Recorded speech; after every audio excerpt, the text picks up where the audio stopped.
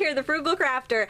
Today I'm going to play with these Irojiten pencils by Tombow. I've been a Tombow fan for a while. You probably have some Tombow stuff in your stash too. They make a lot of glues and adhesives. Wonderful stuff. But my favorite product by Tombow are the ABT dual brush pens. And I have to tell you a funny story. In fact, you may have heard me tell you this before, but I got my first Tombow pens about, oh gosh, 7 years ago at a yard sale. So they were about 10 years old when I got them. I paid 10 cents a piece for them. So any of these in my stash with the red tape on them, I got at a yard sale. Actually, this was from a yard sale too. And they're still growing strong. And I do have a few newer pens, but I think all, maybe the yellow one's new. These are all older pens and they are still juicy and wonderful and still have a nice sharp tip on the marker. So I have to talk about them first because I really love them. So I was really excited when the folks at Tombow sent me these to try. Now, first of all, the packaging is super adorable. There are 90 colors available and they come in these 30 color packages, and Irojiten means color dictionary in Japanese, I guess, but take a look at these. They're so cute. You take this out of the sleeve and there's like this little booklet and you open it up and look at that, it's so cute. There's like pencils in there. It's adorable. So here are the deep tones. This is like volume 3, so there's volume 1 through 3 in this set. So volume 3 is the deep tones, and then you get this is volume 1, which is pastel. Is that volume 1? Volume 1, which is pastel tones. And we have this other one, which is Vivids. This is the Rainforest collection. There are 3 different collections. There's like Rainforest, Seascape, and something else, maybe Meadow. I don't remember, but that would give you all 90 pencils. But you can also try them. They have packs of 5s that are much less expensive. So if you just want to see if you like the pencils first before you invest. So we're gonna use a combination of the markers and the pencils today to color a flower. And I was playing around with this and actually came up with a better way to do this here. So first, what we're gonna do is we're going to stamp on watercolor paper or hot press paper, or if you don't have either of those, go ahead and use smooth cardstock. But I will tell you the colors are going to work better. The pencils doesn't matter, but the markers are going to work better on watercolor paper. And I'm using this stamp from Lost Coast Designs. It's just a pretty vintage flower stamp, and I'm just going to ink it up with some archival ink. And I want to use brown, but my brown ink pad has gone on a little adventure on my table. Oh, there it is. It's over there. There we go. I'm just going to ink this up. And I haven't mounted this yet, so I'm just going to... And it's a nice detailed one, so I kind of like to stamp my detailed ones like this.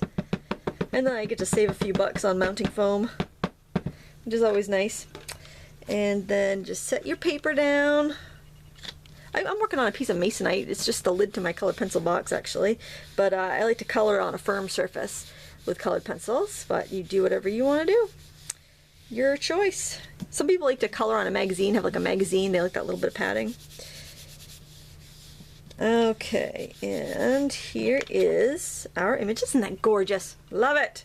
Lost Coast Designs. I'll put a link below to this and to the pencils and to everything, so you can find everything I'm talking about, because people ask me and then I'll have to go put links in everywhere on every comment. It's just easier for me to put it in the video description. I'm just heating it just because we are going to be using some water here. I think that's going to be good. Alright, the cool thing about these markers is they're water-based, but they also blend really well. So why don't I zoom in a little bit so you can see a little bit better. There we go. And what I like to do is actually go dark to light. So starting with the leaves here, I'm just going to go in the dark areas with this darker green Tombow marker. Then I'm going to grab the lighter one. Look at that. See, I can blend those colors out because it's watercolor paper. See how nicely it's blending? If you were doing this on cardstock, the color would want to kind of grab and sink into the paper, but with watercolor paper, it's going to sit on the top. So the ink will sit on the top of the paper over the sizing, so it gives it a little more open time so the colors can slip and slide around. And there. And you know, if you're worried about dirtying up your marker, just scribble it on some clean paper and that'll clean it right up. So go ahead and do that to all of your... Oh, I want to go with the dark green. Do that to all of your leaves. I'll do a couple and then I'll pause it, and then, because that would be kind of boring. See, I can even skip around a little bit. I don't have to go, you know, one all at a time. It'll stay blendable for a few seconds. And don't worry about making it absolutely perfect, because I'm going to show you where it doesn't have to be perfect. You can be pretty sloppy with your coloring here, because we're going to put a watercolor wash over it. And that's going to be kind of fun. Okay, well, actually, that's how you're going to do all of the leaves, all right? Well, let's go over to the flower, and gosh, that looks pretty darn good as it is. I don't know, you don't even really need to do anything on top of that, I don't think. It looks pretty darn cool. Oh, look at that, I put the caps on the wrong markers. Good thing I caught that. That would have been, that could have been troubling. That could have been a surprise on a project. So again, I'm going to go in on my shadows here with my deep color here. And actually, this is so easy. I'm just going to go in. This red blends really well. I'm just going to go in, which is weird because red usually grabs the paper whenever you're doing anything else, and it's really hard to blend. Like with alcohol markers, red is like, red and purple, those guys are hard to blend. Yeah, I'm just going in there. I'm not worrying about it because, I don't worry about much, but also because we're going to watercolor wash over it and it's going to be fun. And again, you just go in with your pink and just kind of soften up those colors, let them blend around. So very easy.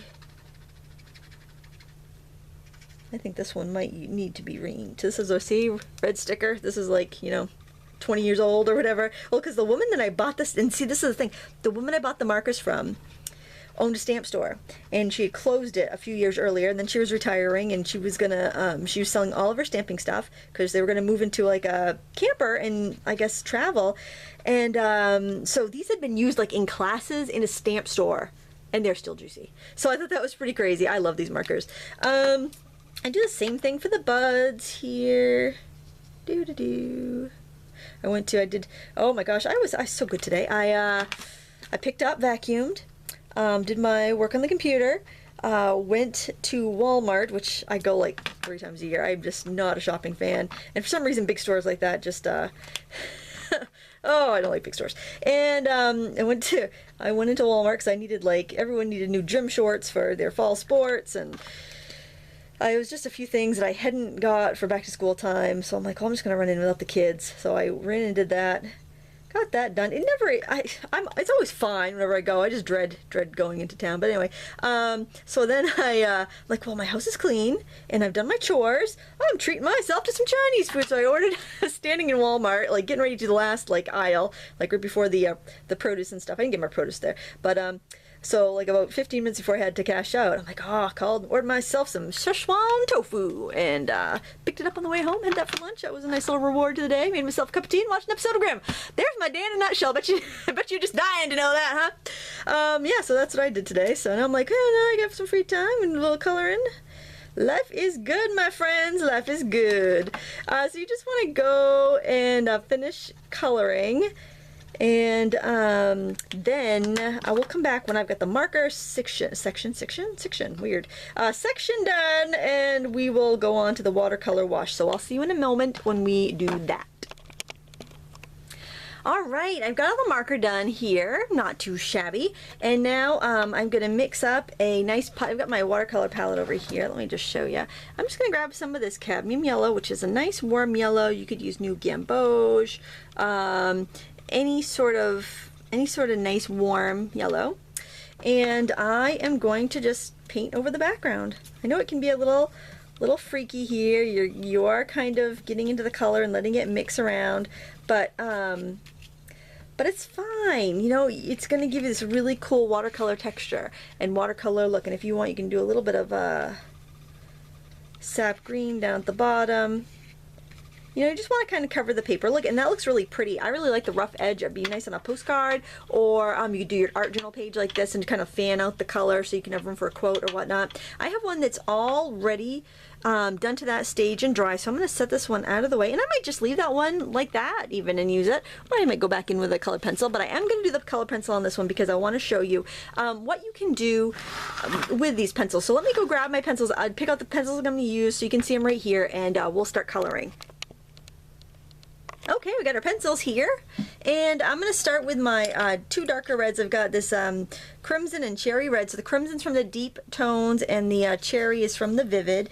And, you know, I've got most of the darks in here already, so I'm just going to kind of throw in a little bit, any extra shadows that I think need to be in there with the crimson. But I don't really think it needs that much. Then I'm going to very lightly go over with some of the cherry. And then, because really it doesn't need much, I've got so many darks in there already, I'm going to go in with this lighter pink and just kind of refine my edges. You can use as much or as little pressure as you want, depending on how much of the watercolor you want to show through. There's no white in this set. White would be really handy to go and carve out the your highlights. But this is going to give you a really, really nice look. And it will also trap in the watercolor that you have underneath, so if you did use this as a postcard, it would keep the colors underneath from running. Any place you want a little bit more dark, you can go in here, like maybe if you want to define your edges a little bit or blend. Kind of go back in with that dark. Any place you feel like it needs a little bit of blending, and I'm just going to tip it from you so you can see it a little bit. And I'm going to take a tissue. You can, it's because these are wax-based pencils, you'll get this like little haze on it sometimes. You can kind of just buff that away. Or you could spray it with a little hairspray or a sealer, and that will also get rid of that look. I'm taking a little bit of that crimson, which almost has a brown cast to it, and I'm just going to add that into the, almost looks like this flower is going to seed. And then I've got this maple sugar I'm going to add in on top. It's kind of nice. That really looks like a nice, and all I'm doing is scribbling. I mean, there's nothing to it, really. I'm going to go back in here with this cherry red in the shadows, because this petal really lost some definition when I had painted over it with the water. I'm going with a really light pressure here. And then I'm going to go back in with that light and just go over the highlights. I think this would be really cute for a present for an artist or someone who enjoys graphic design. It's such a cleverly packaged set of pencils, and it would look really cute, like sitting on a bookshelf. In fact, I think I'll throw these upstairs on my bookshelf so that when the kids are working on projects, because I always have to run downstairs to get my colored pencils because they just don't use Crayolas anymore. They like Mummy's colored pencils. So I think I'll put those right up on the shelf, and then they're out of sight when I want them to be, and then I can quickly pull them out and they can use them. And I also like to color in front of the TV at night when I'm watching television with my husband, especially if he's watching sports or something, because I'm not really interested in watching sports unless my children happen to be stars of the game, playing in the game. I'm not interested in it. And but still, it's nice to spend time in the evening. And preseason football has started. Actually, preseason's probably almost over. My husband has caught a few of the Patriots games. I watched one with him the other night. Well, I was in the same room. I have no idea if they won or lost, to tell you the truth. That's how much I pay attention. Unless my kid's on the ball field, I have no idea. Even if my kid is on the ball field, I gotta tell you the truth. I don't always know what's happening. This is what I say, encourage your kids in what, in what is it, whatever it is they want to do, you encourage them, even if it's not your thing and you don't really, understand it or follow it very well, just encourage them. If your kids are into art and you don't feel like you're that artistic, just give them a box of supplies, let them go to town. I'm just, all I'm doing here is coloring like a kid in a coloring box, really, just kid in a coloring box, a kid with a coloring book, good grief. And I'm just having fun with it, really. Let's see how that, oh yeah, the screen is nice. It's kind of a, what is this called? Forest green. Oh, I thought it was a little too blue for this, but it's actually giving me some nice detail. Oh, the other thing about these pencils, I'm going to show you. It's kind of nice. These are a harder pencil, so they're not like your Prismacolor or your Polychromos or your Spectrum Noir. They're much firmer and they resist breaking.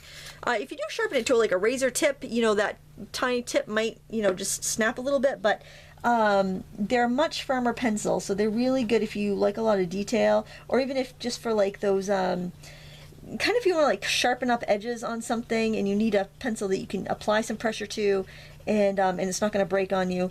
That's a good pencil. I think it would work really well with other pencils you probably already have in your stash for kind of like as a cleanup pencil or as a detail, or you could layer stuff over it because it's not a really super waxy pencil. It's a pretty dry pencil. I don't think you'll get as much bloom with this as you would with like a Prismacolor, but all pencils have their own characteristics, their own pros and cons. I like these for accenting. I don't think I would want to attempt a whole painting with them just because they're not as soft and creamy and smudgeable as I'm used to. But I love mixing my media here, and I like the way they mix with the watercolors. Now, just for fun, I'm gonna grab a white pencil of another brand. Oh, you know what? I wonder. Look what I have, a crayon. My crayons are out. I know it's pretty blunt. I'm wondering if I could blend this with a little crayon. Oh, I like this. This crayon is not sharp, but yeah, I'm just thinking I want a little bright highlight, and I think that's kind of fun. I bet I can even blend that out with the pencils a little bit more. I just feel like it needed to be brighter there, and I had a crayon handy, so there you have it. Mix your media, people. It's like you have whole different supplies when you do that. So yeah, I think if you got this volume, you'd want a white as well, just because it's really handy for lightening your colors, burnishing, and kind of blending a little bit, so you get a little bit more, like you can have a whole another layer of lights like that. But there you go. I think this is kind of fun. These pencils, again, are the Irojiten pencils by Tombow. This is how you close them up. You just put your colors back where they go. Try to keep them the right thing. Their names are there too. This is just such a cute packaging idea. I really think it's very sweet.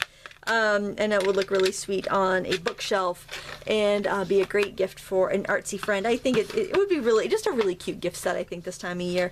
Christmas is coming up in a couple months. It's never too early to start thinking about that, I guess. Please give me a thumbs up and subscribe if you like this video. I'll put links below to these, to the Tombow website where you can check out all of their lovely goods, the markers as well, because I love the markers. The markers are my favorite. The pencils are pretty darn good, but these Tombow markers are really great. And yeah, that's about it. Thank you so much for watching, and until next time, happy crafting.